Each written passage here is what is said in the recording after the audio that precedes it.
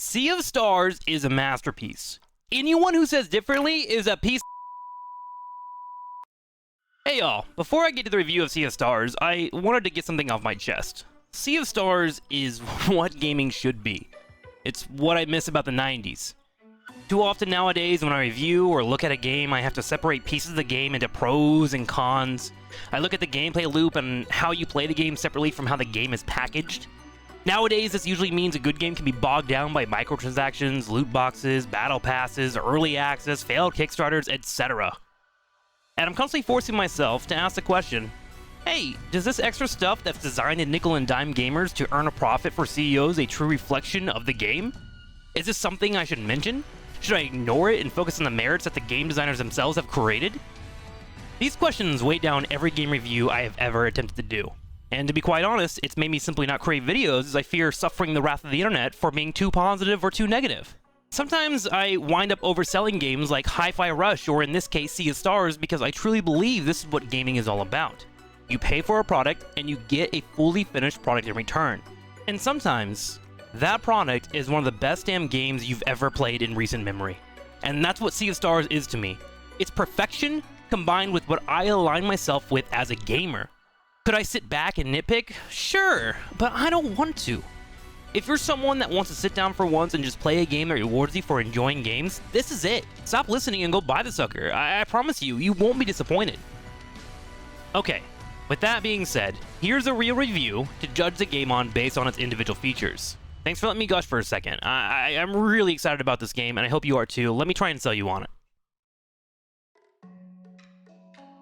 Classical JRPGs have a special place in the hearts of many, especially those that stand the test of time.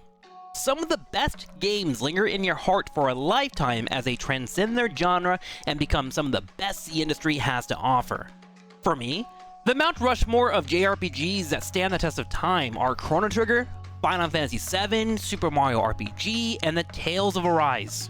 Yes, I know that last one is new, but it is the culmination of the Tales series perfecting their formula over years. Sabotage Studios takes notes of these classics and produces a love letter to the JRPG genre, carefully incorporating the strengths of these past giants and producing a game that should be on everyone's radar.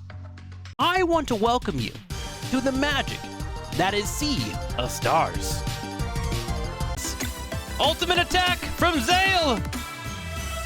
Salvation! Yes! Oh my god! No fucking way!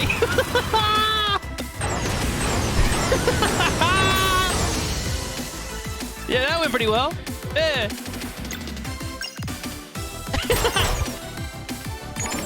Sea of Stars began its humble beginnings as a Kickstarter project, reaching its goal to completion of funding back in February of 2021. To those that support the project, I tip my hat to you. I had no idea this existed, and I'm so glad the game came out. Now, you at home may recognize Sabotage Studios as the creators of the incredibly popular game, The Messenger, which recently was my #1 pick on my top 10 indie games I played in August of 2023. Those who enjoyed The Messenger will be delighted to hear Sea of Stars is a prequel, so you'll see nods to this throughout the game, such as level design and music scores.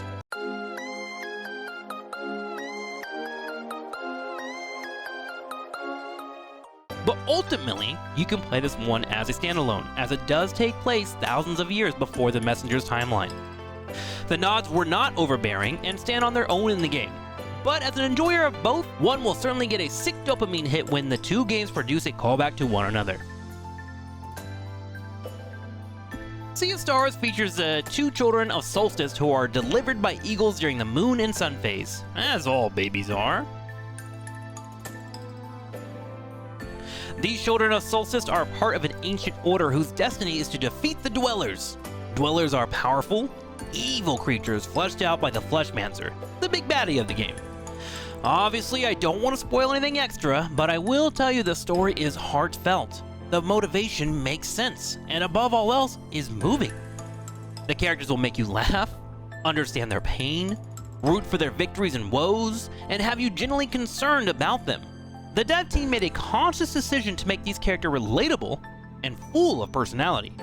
There is no silent protagonist here. You fully understand why your characters are pushing towards a goal and how they intend to do it. Add some tongue-in-cheek, colorful side characters, and you've got a recipe for a damn good story bursting at the seams with charm. The art in this game is beautiful. You are thrown instantly into a gorgeous scenery, reminiscing the RPGs from the Super Nintendo days. The gameplay also mimics Chrono Trigger in appearance, but somehow elevates that style into modern-day pixel art. As I stream this game over on twitch.tv/TrikSlyr, we constantly found ourselves making comments about how gorgeous this game was, and would often stop to admire the scenery and take it all in. Combat is a wonderful mashup of the turn-based style with the added addition of timing-based attacks seen in Super Mario RPG. You won't have to be an expert on the combat, but nailing your timings will make your combat experience smoother. The mechanics continue to pile up on each other as you and your companions get stronger. The enemies you clash with will have a cooldown and countdown on certain symbols indicating incoming stronger attacks. These attacks should be your focus point, and if left alone, they will be devastating. Never fear though, these attacks can be diffused when hitting certain attack types provided by your party members. The game is generous as you'll be able to cycle party members out mid-fight to answer swiftly with the right combinations. A few more mechanics do pop up through your playtime, but everything blends together to create an engaging combat scenario that demands your attention but never overstays its welcome. And that soundtrack. What is up with indie games and banger soundtracks? The Messenger boasts a playlist that I still listen to this day, and Sea of Stars is no slouch.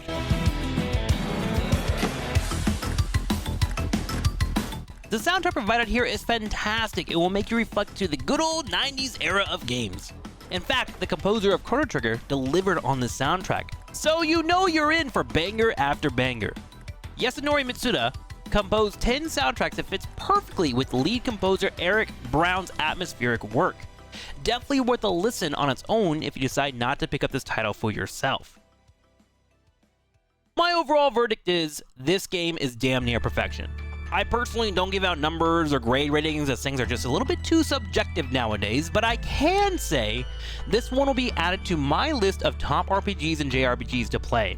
I really hope you give this one a shot if you like this old style of Super Nintendo RPGs and want something fresh to sink your teeth into. You will not regret it. Go ahead, join the Solstice Warriors and achieve your destiny. Thanks for watching. Oh, and before I forget, thank you so much to Xerix, Frostboss, Holiday, and Aquaplox for SDSing this game and getting me to play it. I wouldn't have checked it out if it wasn't for them and them supporting my channel, and of course, getting me to play this game is a huge plus in my book. Thank you so much!